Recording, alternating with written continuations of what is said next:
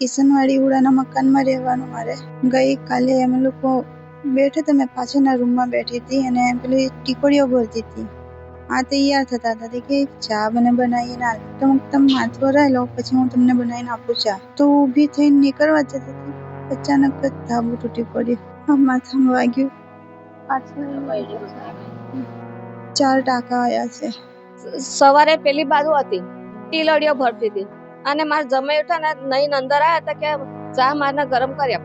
કે આ ચા ગરમ કરવા એકદમ ઉઠી અને એકદમ આયા અને એકદમ આવું જ હતું ને એકદમ પડી ગયું.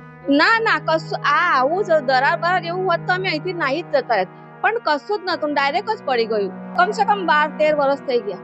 જ્યારે નવું બન્યું ત્યારે જ રહેવા આવી ગયા? હા, નવું બન્યું. અમારી ટિકિટો પીરી ટિકિટો આપી હતી અમને, લાઈનમાં ઉભા રહ્યા હતા અને ટિકિટો અમને આપી હતી, તાપ તડકો માથે મૂકીને. મારા મકાન હતા, ઝૂંપડું હતું, પતરાવાળું હતું, પણ સારું હતું. આ તો અહીં અમને લાગ્યું કે નરેન્દ્ર મોદી અમારી માટે સારું કર્યું, એક સ્થળ આપ્યું અમને કે ચાલો અમને ઝૂંપડામાંથી લઈને મકાનમાં મોકલ્યા. કેમ કે અમે આ ગરીબ માણસ સાહેબ, અમે મકાનમાં પાકા મકાન રહી શકીએ એવી અમારી શક્યતા જ નહીં. અમને ખુશી થઈ કે મકાન આપ્યું નરેન્દ્ર મોદી, ખુશી થઈ. તો મકાન આવું